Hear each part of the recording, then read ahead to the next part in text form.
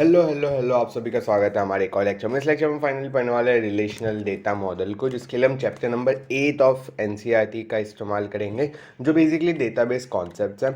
तो इसमें हम ये समझेंगे कि एक डेटाबेस होता क्या है, डेटाबेस में अलग अलग क्या चीज़ें आती है, फिर रिलेशनल डेटाबेस क्या है, वो सारी चीज़ें। तो come on let's start. So initially like हम सब स्कूल जाते हैं, तो हमारे स्कूल में हमारा अटेंडेंस मेंटेन होता ही है।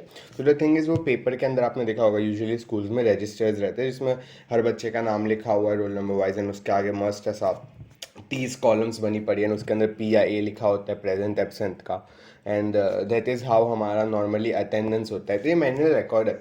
मतलब इसके अंदर प्रॉब्लम्स होते हैं ना आपको, लाइक फर्स्ट ऑफ ऑल, अगर कोई आप नए बड़े स्टैंडर्ड में चले गए, you are in 5th standard, आप 6th स्टैंडर्ड में जा रहे हो, तो आपके लिए पूरा नया अटेंडेंस रजिस्टर बनाना पड़ेगा। फिर बाद में हर अटेंडेंस पेज के ऊपर स्टूडेंट की डिटेल डालना पड़ेगी, जहाँ पे इनकन्सिस्टेंसी हो सकती है, बिकॉज शायद गलत नाम लिखा हो, किसी का नाम स्किप कर दिया एंड ऑल। और अगर अटेंडेंस रजिस्टर खो गया तो आपका डेटा लॉस हो जाएगा। आपको आपके चला गया ना, वो अटेंडेंस रजिस्टर नहीं, आपके पास पता ही नहीं है कि क्या था आपके पास, लाइक प्रेजेंट था, एब्सेंट था, you don't have any data.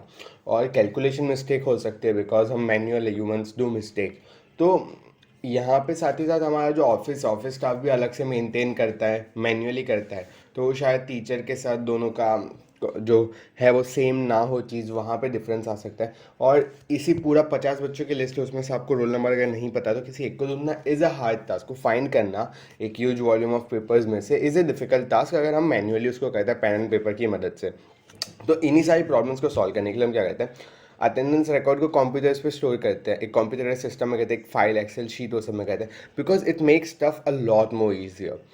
वही बात है, कंप्यूटर्स इसीलिए तो बने क्या, क्योंकि हमारा वो काम आसान करते हैं। तो अगर लाइक कंप्यूटर सिस्टम में करा तो उससे क्या होगा, ऑफिस स्टाफ और टीचर सिंपली जो स्टूडेंट डिटेल है वो अगर प्रमोट होता है 5th से 6th स्टैंडर्ड, तो पिछले क्लास से नई क्लास में सीधा कॉपी तो करना है उनको। उसके बाद अगर कुछ भी सर्च करना है तो you have search bar, you can search कोई भी स्टूडेंट या गार्डियन का नाम डाल के।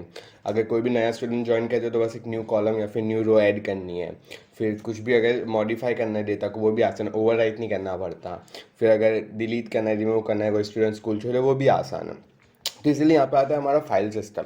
अब फाइल सिस्टम को समझा जा सकता है एक कंटेनर की तरह, डेटा को कंप्यूटर में स्टोर करने के लिए। अब फाइल को स्टोरेज डिवाइसेस के अंदर स्टोर होता है ऑब्वियसली, एंड फाइल के अंदर कुछ भी हो सकता है, टेक्स्ट हो सकता है, कंप्यूटर प्रोग्राम, कोड कोड मतलब अलग अलग है, dot P Y code, dot JPG वो सब इमेज है, डॉट टी एक्स टी हमारा टेक्स्ट एंड ऑल आ जाता है, सी एस वी फाइल्स आ सकती है।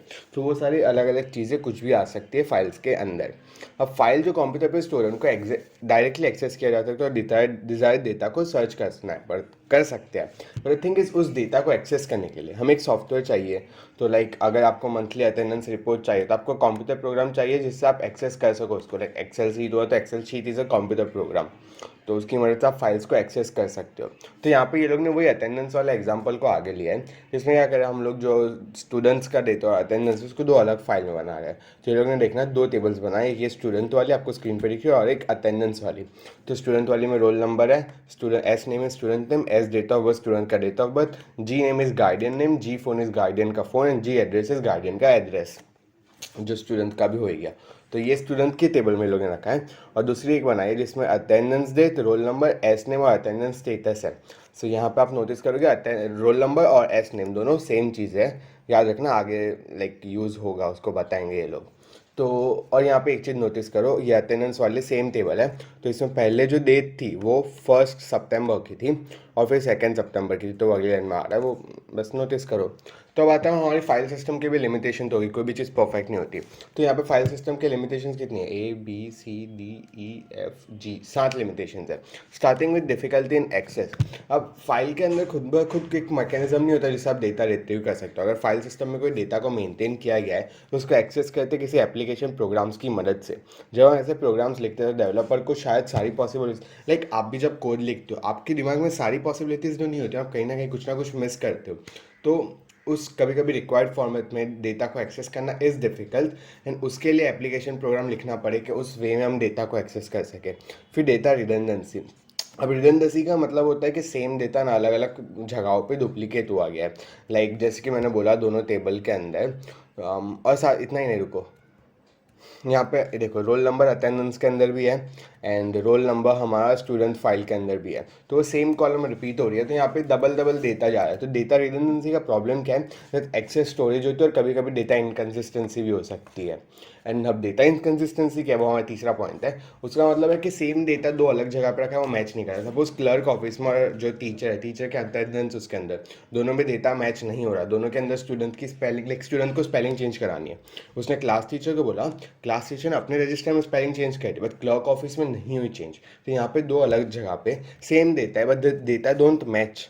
तो इसी केस को हम बोलते हैं डेटा इनकन्सिस्टेंसी, कि स्टूडेंट नेम इनकन्सिस्टेंट रहेगा दोनों फाइल में, चेंज कराए तो सारी जगह कराओ।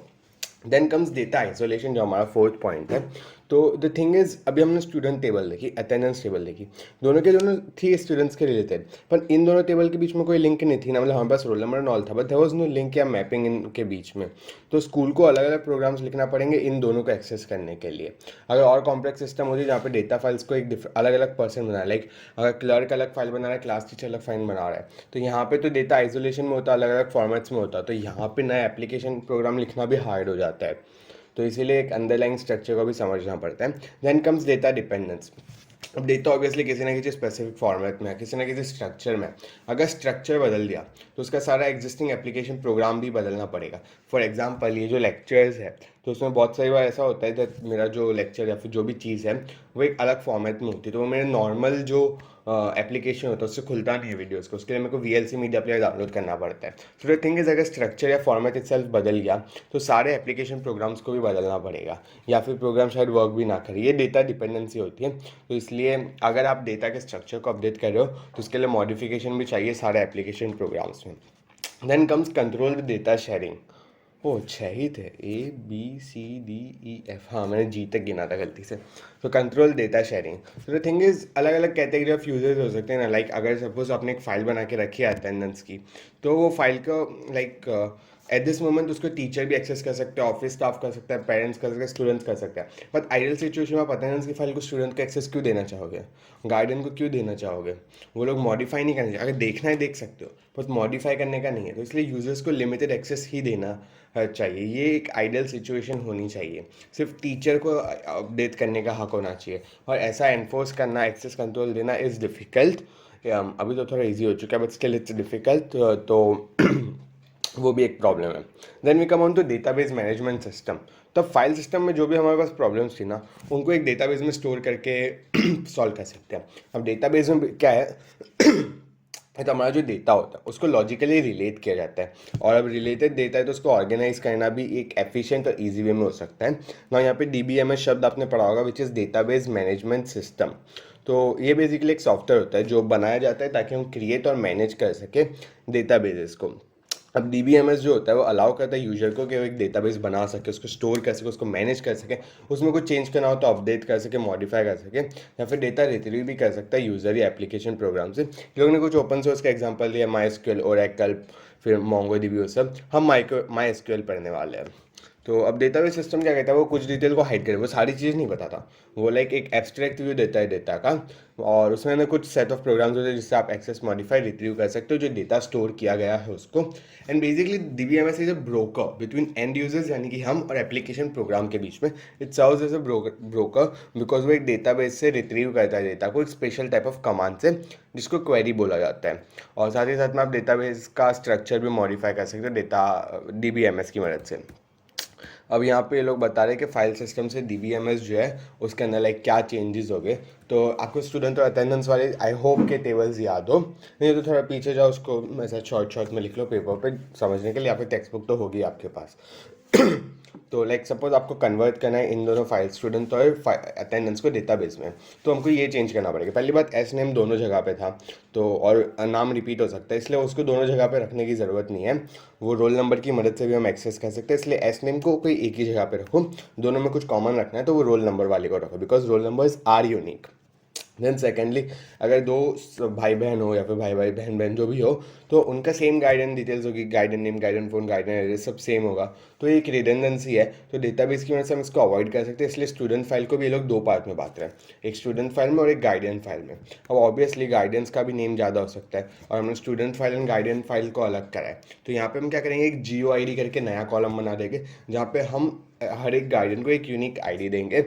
तो गाइडियन फाइल के अंदर बनी जाएगी, और ये GUID कॉलम होगी वो स्टूडेंट, GUID कॉलम जो होगी वो स्टूडेंट फाइल में भी रखेंगे, जिससे हम स्टूडेंट फाइल और गाइडियन फाइल को कनेक्ट करेंगे with the concept of GUID। And हम गाइडेंस को ऐसे फ़ोन नंबर से भी कर सकते थे, लेकिन फ़ोन नंबर्स चेंज होते रहते हैं ना, इसलिए।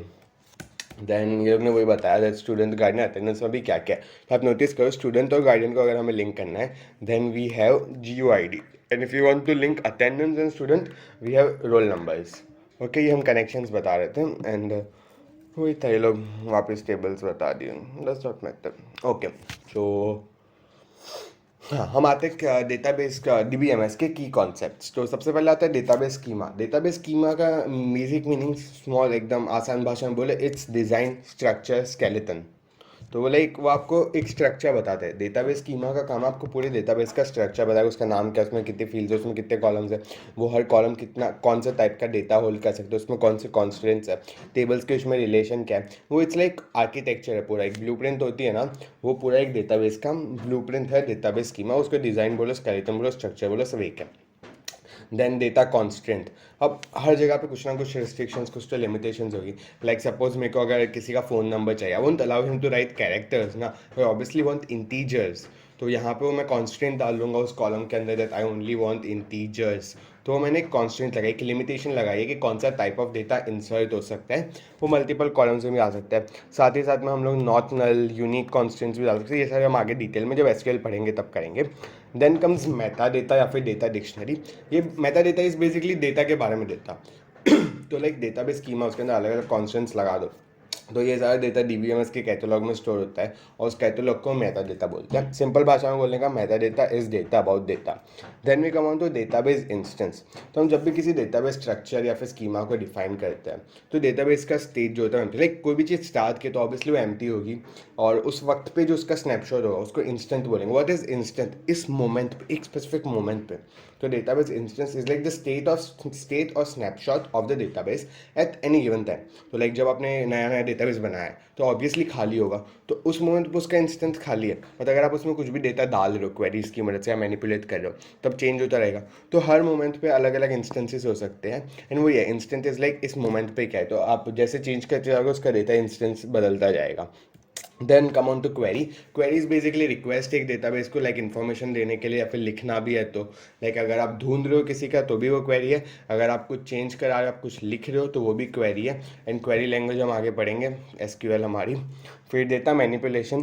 तो अब कोई भी डेटा को अगर आपको मॉडिफाई करना है तो उसके लिए ऑब्वियसली 3 चीज़ होगी। सबसे पहले आप या तो डालोगे कुछ, या तो कुछ निकालोगे, या तो जो एग्जिस्ट कर रहा है उसको चेंज करोगे, जिसे हम अपडेट बोलेंगे। तो 3 ऑपरेशन, इंसर्शन, डिलीशन, अपडेशन। तो तीनों का मतलब तो आपको पता है, बताने की ज़रूरत नहीं। And then database engine. तो डेटाबेस इंजन इज़ लाइक जो DBMS जो प्रोग्राम्स यूज़ करते हैं उसका एक छोटा सा कंपोनेंट है, जिससे हम डेटाबेस बना सकते हैं और अलग अलग क्वेरीज का वो हैंडल करते हैं। Then we come on to relational data model. तो अब अलग अलग टाइप के DBMS अवेलेबल है, उनका क्लासिफिकेशन अंडरलाइंग डेटा मॉडल पे होता है। अब डेटा मॉडल क्या करता है, वो स्ट्रक्चर डिस्क्राइब करता है, जैसे कि किस तरह से डेटा डिफाइन किया गया है, रिप्रेजेंट किया जाता है, और उनकी रिलेशनशिप्स और कॉन्स्टेंट्स को। अब अलग अलग डेटा मॉडल्स होते हैं, लेकिन सबसे ज़्यादा यूज़ किया जाता है relational data model, because it's the most easiest and convenient for us humans. तो लाइक अलग अलग डेटा मॉडल्स जो होते हैं उनके अंदर object oriented data, entity relationship data, वो सब होता है, लेकिन हमको रिलेशनल डेटा मॉडल से रहना है बिकॉज हम पढ़ी हो रहे हैं ना। तो अब रिलेशनल डेटा मॉडल के अंदर की डिफरेंसेस क्या है कि टेबल्स जो होते हैं ना उनको रिलेशंस बोला जाता है। तो whenever someone asks you what are relations, वो बेसिकली टेबल्स है, बट उनके अंदर रिलेशंस होते हैं। अब हर रिलेशन के अंदर मल्टीपल कॉलम्स हो सकते हैं, यहाँ पे हर कॉलम नेम यूनिक होना चाहिए। ये लाइक कुछ प्रॉपर्टीज उसकी जो आगे हम देखते हैं। तो यहाँ पे एक बात याद रखना कि रिलेशंस होते हैं ना डेटाबेस में, वो टेबल्स नहीं होते हैं, देयर आर डिफरेंसेस। क्योंकि टेबल्स आर लाइक एक यूनिक होते हैं, टेबल्स का किसी और के साथ लेना देना नहीं है, बट रिलेशंस का लेना देना होता है दूसरे टेबल्स के साथ, जो दूसरे रिलेशंस के साथ, क्योंकि वो लोग एसोसिएट होते हैं एक दूसरे में। जैसे अटेंडेंस और स्टूडेंट के बीच में रोल नंबर की लिंक थी, GUID की स्टूडेंट और गार्डियन के बीच में लिंक थी, इसीलिए हम उसको रिलेशंस बोलते हैं, ना कि टेबल्स। तो यहाँ पे आजा आजा आजा आजा, हाँ ये रहा। यहाँ पे लोग ने बताया कि लाइक अलग अलग चेंजेस क्या है। फर्स्ट ऑफ ऑल एट्रीब्यूट क्या होता है? एट्रीब्यूट इज लाइक कैरेक्टरिस्टिक या फिर पैरामीटर्स जिसके अंदर डेटा स्टोर होता है। नहीं समझ आया? सिंपल में बोलूँ, कॉलम। कॉलम को एट्रीब्यूट बोलते हैं। डेफिनेशन यदि कैरेक्टरिस्टिक और parameters for which data are to be stored in a relation. फिर आते हैं tuple. Tuple each row of data, मतलब अगर कॉलम एट्रीब्यूट है तो रो ट्यूपल है। कैसे याद करना है, रो और कॉलम के बीच में कॉलम बड़ा है लिखने में, स्पेलिंग में, एट्रीब्यूट बड़ा है तो कॉलम इज एट्रीब्यूट, छोटा रो है छोटा ट्यूपल है तो रो ट्यूपल है। देन डोमेन, डोमेन तुमने मैथ्स में पढ़ा होगा, इट्स लाइक कितनी सेट ऑफ वैल्यूज जिसमें से एट्रीब्यूट लिया जाता है। लाइक अगर मैं इंटीजर लिखता हूँ तो सिर्फ इंटीजर्स आएंगे, तो all the integers come in the domain. तो एक डेटा टाइप होता है जो डोमेन को स्पेसिफाई करता है। अगर आपने स्ट्रिंग लिखा है तो आपका सारी मोस्ट ऑफ द चीज़ें आ जाती है, तो वही चीज़ें आती है डोमेन में। देन डिग्री क्या है, degree is like number of attributes यानी नंबर ऑफ कॉलम्स। और डिग्री के साथ साथ आता है cardinality, cardinality is number of tuples यानी नंबर ऑफ रोज। अब इसे कैसे याद रखें, रो छोटा था इसलिए हमने छोटा ट्यूपल रखा, तो यहाँ पे बड़ा कर लो कार्डिनलिटी। अब कॉलम छोटा था, एट्रीब्यूट सॉरी कॉलम बड़ा था, एट्रीब्यूट बड़ा था, तो यहाँ पे छोटा आ जाओ डिग्री हो गया। तो इस तरह से तुम इसको याद रख लेना। एंड देन हम इस चैप्टर का एक फाइनल टॉपिक है which is 3 important properties of relation. सबसे पहली प्रॉपर्टी हमारी एट्रीब्यूट्स के बारे में, दैट हर एट्रीब्यूट का एक यूनिक नाम होना चाहिए और सीक्वेंस से फर्क नहीं पड़ता। तो ये एट्रीब्यूट का था। दूसरी प्रॉपर्टी हमारी ट्यूपल्स पे आती है, दैट हर ट्यूपल का एक रिलेशन ना डिस्टिंक्ट होता है। सपोज दो बच्चे हैं, उनका नाम सेम है, उनका रोल नंबर सेम है, उनका गार्डियन नेम सेम है, उनका गार्डियन फ़ोन नंबर सेम है, उनका गार्डियन एड्रेस सेम है, कैसे हो सकता है? एटलीस्ट रोल नंबर तो सेम नहीं हो सकता। सो लाइक दो हर ट्यूपल डिस्टिंक्ट होता है। कोई भी डेटा वैल्यूज दो ट्यूपल ऑफ रिलेशन के अंदर हर एट्रीब्यूट्स के लिए सेम नहीं हो सकती। तो हर tuple of relation must be uniquely identified by उसके कंटेंट से, और इसका भी सीक्वेंस इमटेरियल है, उनको ऑर्डर में कंसिडर नहीं करा सकता, भले वो टेबुलर फॉर्म में उनका कोई ऑर्डर नहीं होता। तीसरी प्रॉपर्टी होती है हमारा लाइक एक रिलेशन के स्टेट पे, दैट लाइक आपने एट्रीब्यूट बनाया है तो उसकी सारी डेटा वैल्यू सेम डोमेन से होनी चाहिए। लाइक अगर आपने फ़ोन नंबर डाला है तो सबके सब इंटीजर ही होने चाहिए, उसमें स्ट्रिंग नहीं आ जानी चाहिए बीच में। तो एक कॉलम यानी एक एट्रीब्यूट की सारी डेटा वैल्यू सेम डोमेन से होनी चाहिए। उसके बाद हर डेटा वैल्यू जो है ना वो एटॉमिक होनी चाहिए, लाइक और डिवाइड नहीं होनी चाहिए। फ़ोन नंबर है, phone number is like phone number को आप आगे डिवाइड नहीं कर सकते ना, वो 10 डिजिट का नंबर है which is indivisible. Then we come on to कोई भी एट्रीब्यूट जो है ना उनकी मल्टीपल डेटा वैल्यू नहीं हो सकती, जो हमने ऊपर ही बोला है। अगर एक ही कॉलम, उसमें ऐसा नहीं हो सकता कि एक ट्यूपल के लिए आपने इंटीजर दिया, एक के लिए आप स्ट्रिंग दे रहे हो, वो आपकी एक ही डेटा वैल्यूज होनी चाहिए।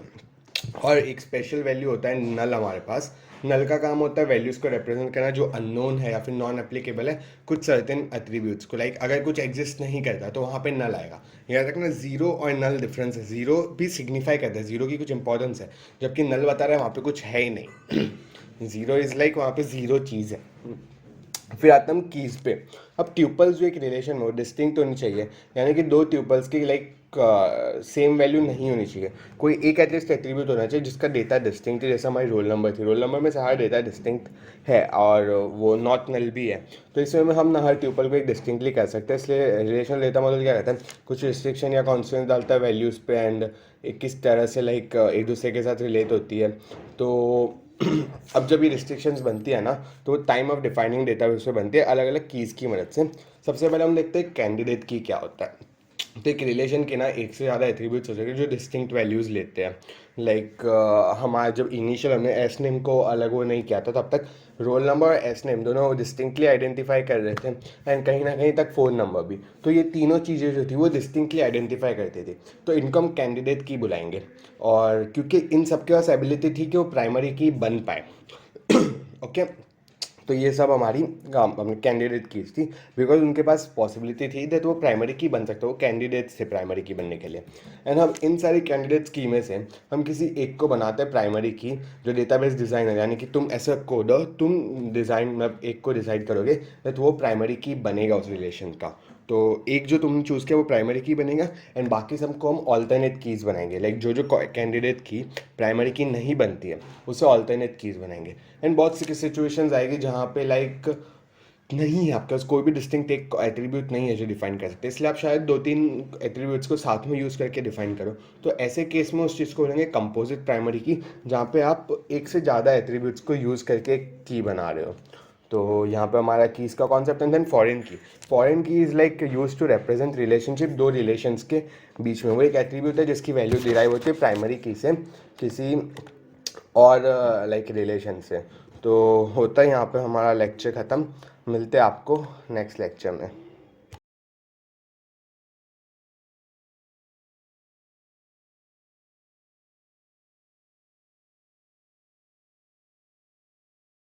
My fault I rushed foreign की a little। So basically foreign की क्या है, फॉरेन की का काम होता है रिलेशनशिप डिस्क्राइब करना दो रिलेशंस के बीच में। इट्स लाइक एक एट्रीब्यूट जिसकी वैल्यू डिराइव की जाती है किसी और रिलेशन के प्राइमरी की से। लाइक सपोज हमारे पास दो टेबल थी, एक अटेंडेंस टेबल और एक स्टूडेंट टेबल। सो लाइक यहाँ पे क्या होगा, एक रेफरेंसिंग टेबल रिलेशन होगा और एक रेफरेंस्ड रिलेशन होगा। तो आपकी जो अटेंडेंस वाली टेबल है, रिलेशन है, उसके अंदर से किसी कॉलम को, किसी प्राइमरी की को रेफ़र किया जाएगा हमारे स्टूडेंट की फाइल के किसी की मदद से। तो लाइक यहाँ पे ये लोग की जो statement, it's like this means that any attribute of a relation referencing which is use to refer contents from another relations becomes foreign key if it refers to the primary key of referenced relation। Like अगर हमारा attendance table की जो primary की है उसको refer कर रहे हैं हमारे स्टूडेंट की कोई एट्रीब्यूट, मतलब कोई भी की, तो वो फॉरेन की बन जाती है। और इसी रेफरेंसिंग रिलेशन को फॉरेन रिलेशन बुलाया जाता है। एंड कुछ केस के अंदर फॉरेन की नल वैल्यू भी हो सकती है, ये बात याद रखना। और जिस रिलेशन जिसके अंदर लाइक रेफरेंस प्राइमरी की है उसको प्राइमरी रिलेशन या फिर मास्टर रिलेशन भी बुलाया जाता है। एंड वो एनसीईआरटी के अंदर ये लोग ने एक लास्ट में थोड़ा सा डायग्राम बताया एक्सप्लेनिंग फॉरेन की, तो देख लेना वो। मिलता है आपको नेक्स्ट लेक्चर में।